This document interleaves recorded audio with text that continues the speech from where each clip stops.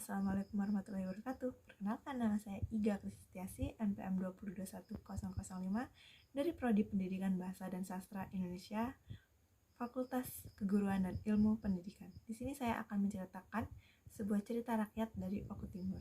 Alkisah di negeri Tanjung Kemuning, Sumatera Selatan. Tersebutlah seorang raja bernama Ratu Ageng yang menikah dengan seorang dewa kayangan. Mereka tinggal di langit dan telah dikaruniai dua orang putra, yaitu bernama Raden Kuning dan Raden Alit, serta seorang putri bernama Dayang Bulan. Ketiga anak raja tersebut saling menyayangi satu sama lain.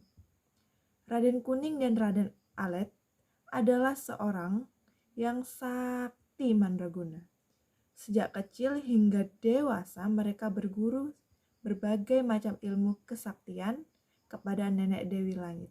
Setelah hampir 20 tahun menjalani kehidupan di langit, Ratu Ageng merasa rindu ingin kembali ke bumi. Oleh karena itu, ia bermaksud mengajak ke seluruh keluarganya pindah ke bumi.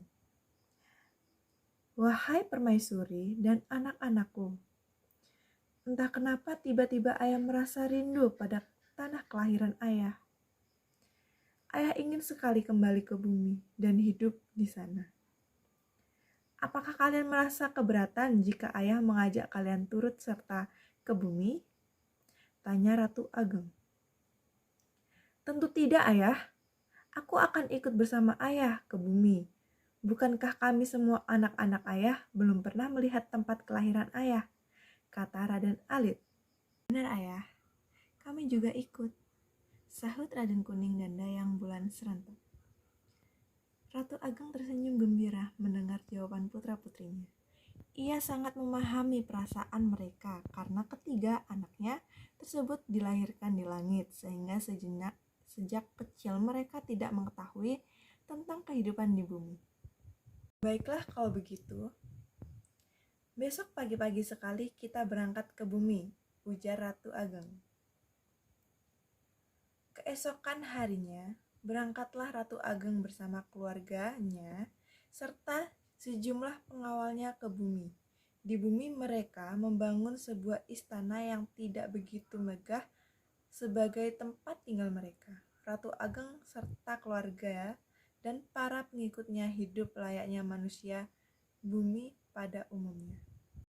Selang beberapa tahun kemudian tinggal di bumi, malapetaka menimpa keluarga mereka. Putrinya Dayang Bulan meninggal dunia lantaran digigit ular lidi. Kematian putrinya itu membawa duka yang dalam bagi Ratu Ageng dan permaisurinya.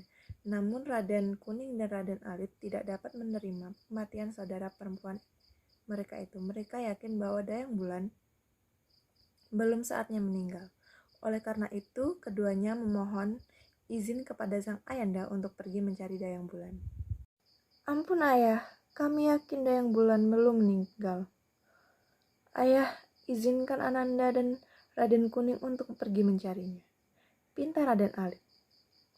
Wahai anakku, bukankah kalian menyaksikan sendiri bahwa Dayang Bulan telah meninggal dan dimakamkan di kebun bunga? Ujar Ratu Ageng. Benar ayah, tapi kami yakin bahwa yang dimakamkan pada saat itu hanya bayangan saja. Wujud aslinya telah diculik oleh seseorang yang sakti mandraguna, sahut Raden Kuning. Pada mulanya Ratu Ageng tidak begitu yakin dengan apa yang dikatakan oleh kedua putranya itu.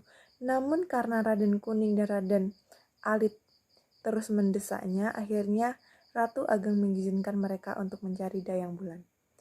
Setelah berpamitan kepada kedua orang tuanya, berangkatlah Raden Kuning dan Raden Alit mencari Dayang Bulan. Mereka berjalan selama berbulan-bulan tanpa tentu arah. Begitu mereka tiba di sebuah pantai, terlihatlah sebuah rejung, yaitu kapal besar dan megah yang sedang berlabuh. Seketika itu pula mereka langsung melompat ke atas rejung itu, karena mengira Dayang Bulan berada di dalamnya. Namun setelah memeriksa ke seluruh ruangan di kapal itu, mereka hanya menemukan 2 orang laki-laki sedang tidur dalam sebuah kamar. Raden Kuning pun membangunkan kedua orang itu seraya bertanya kepada mereka, "Wahai sahabat, siapakah kalian ini? Mengapa rejung kalian berhenti di pantai ini?" "Maaf sahabat, kami tertidur karena kelelahan setelah cukup lama dalam perjalanan mencari saudara perempuan kami yang bernama Dayang Ayu," jawab salah satu seorang pemilik kapal yang bernama Ulung Tunggal. "Kalau kami tak boleh tahu bagaimana saudara perempuan kalian bisa hilang?" tanya Raden Alit. "Begini sahabat," sahut adik si pemilik kapal yang bernama Siricung Dabung.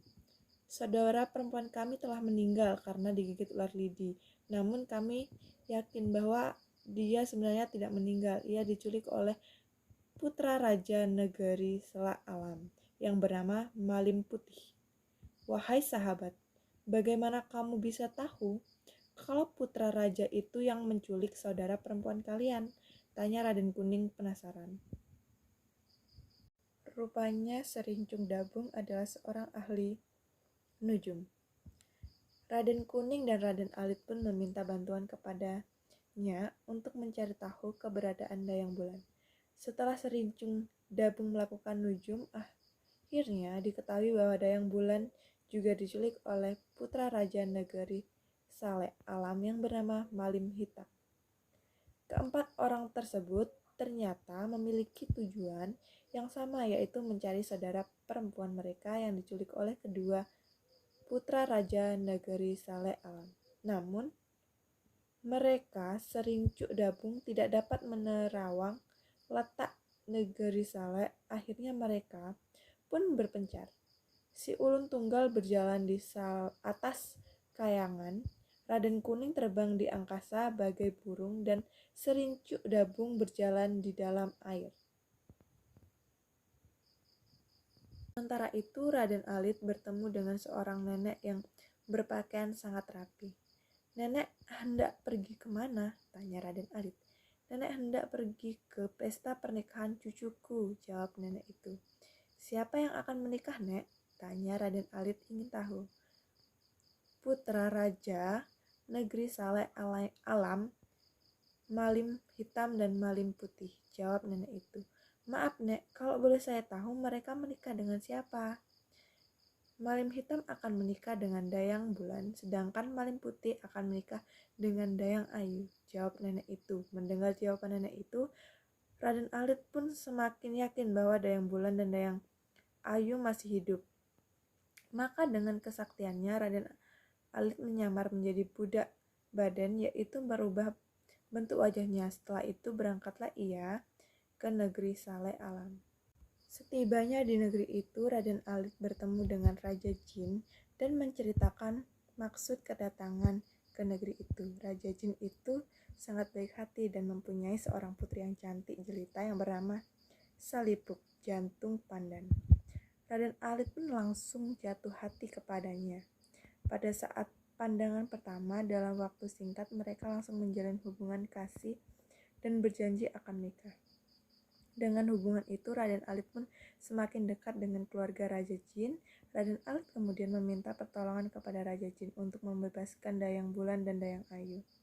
Dengan kesaktiannya, Raja Jin merubah bentuk Dayang Bulan dan Dayang Ayu menjadi 2 tangkai bunga sebelum mereka naik ke pelaminan. Kemudian tanpa sepengetahuan Malim Hitam dan Malim Putih, Raden Alit berhasil menyelinap masuk ke dalam kamar Dayang Bulan dan Dayang Ayu. Begitu ia masuk ke dalam kamar tersebut, tampaklah kedua tangkai bunga yang terletak di lantai. Tanpa berpikir panjang, Raden Alit segera mengambil kedua tangkai bunga yang merupakan perwujudan Dayang Bulan dan Dayang Ayu tersebut. Namun begitu Raden Alit keluar dari kamar, tiba-tiba Malim Hitam dan Malim Putih datang menghadangnya. "Hai, siapa kamu? Dan mau dibawa kemana calon istri kami?" seru Malim Hitam dengan wajah memerah. Serahkan kedua tangkai bunga itu, atau kami akan menghajarmu," tambah Malim Putih dengan geramnya. "Tidak, Aku tidak akan menyerahkan kedua tangkai bunga ini. Kalian telah menculik saudara perempuan kami, bantah Raden Alit. Perempuan sengit pun tak terelakkan lagi. Pada mulanya Raden Alit masih mampu mengimbangi kesaktian kedua putra Raja Negeri Saleh Alam tersebut. Namun setelah pertempuran tersebut berlangsung selama berhari-hari, akhirnya Raden Alit kewalahan dan terlempar ke langit. Untungnya pintu langit ketika itu terbuka sehingga ia tidak jatuh terhempas ke bumi. Akhirnya Raden Alit menemui Nenek Dewa Langit untuk meminta pertolongan. Ampun Nenek Dewa, tolonglah aku agar bisa mengalahkan kedua musuhku, Malim Hitam dan Malim Putih yang ada di bumi, pinta Raden Alit. Wahai cucuku Raden Alit, kedua musuhmu itu tidak dapat dibunuh. Akan tetapi, kamu bisa melemparkannya ke langit. Setibanya di langit, aku akan masukkan mereka ke dalam sangkar besi, ujar Nenek Dewa Langit. Baiklah Nek, izinkan aku kembali ke bumi, pamit Raden Alit. Setibanya kembali di bumi, Raden Alit mengeluarkan seluruh kesaktiannya sehingga mampu melemparkan kedua musuhnya tersebut ke langit. Begitu mereka tiba di langit, Nenek Dewa segera memasukkannya ke dalam sangkar besi yang telah disiapkan sebelumnya, sehingga mereka tidak dapat lagi kembali ke bumi. Sementara itu Dayang Bulan dan Dayang Ayu kembali berwujud manusia. Tak berapa lama kemudian datanglah Raden Kuning, si Ulung Tunggal dan si Rincung Dabung. Raden Alit kemudian menceritakan semuanya yang telah terjadi. Terima kasih sahabat, engkau telah menyelamatkan saudara perempuan kami, Dayung Wulang, ucap si Ulung Tunggal usai mendengarkan cerita Raden Alit. Sama-sama sahabat. Keberhasilan ini tidak terlepas dari kerjasama kita dan bantuan Raja Jin, kata Raden Alit. Hai, siapa Raja Jin itu? Tanya si Rincung Dabung. Dia adalah Raja Jin di negeri ini dan sahabat baik hati, jawab Raden Alit. Akhirnya Raden Alit dan si Ulung Tunggal bersaudara segera menemui Raja Jin untuk menyampaikan ucapan terima kasih karena telah membantu mereka mengalahkan kedua putra Raja Negeri Saleh Alam. Setelah itu mereka berpamitan untuk kembali ke negeri masing-masing. Sementara itu di istana, Ratu Ageng dan permaisurinya sudah berbulan-bulan diselimuti perasaan cemas menunggu kepulangan anak-anak mereka. Namun begitu melihat Raden Kuning, Raden Alit kembali bersama Dayang Bulan, keduanya tidak sanggup menahan rasa haru untuk menyambut kepulangan ketiga anaknya. Ratu Ageng mengadakan pesta besar-besaran selama 3 hari 3 malam. Usai pesta, Raden Alit datang menghadap kepada kedua orang tuanya dan mengatakan bahwa sebenarnya ia telah mengikat janji untuk menikah dengan putri Raja Jin yang cantik itu. Akhirnya Ratu Ageng beserta seluruh keluarganya datang ke tempat Raja Jin untuk mengadakan pesta perkawinan Raden Alit dengan selipuk jantung pandan. Selanjutnya Raden Alit dan istrinya pun hidup bahagia. Sekianlah kisah Raden Alit dari daerah Sumatera Selatan.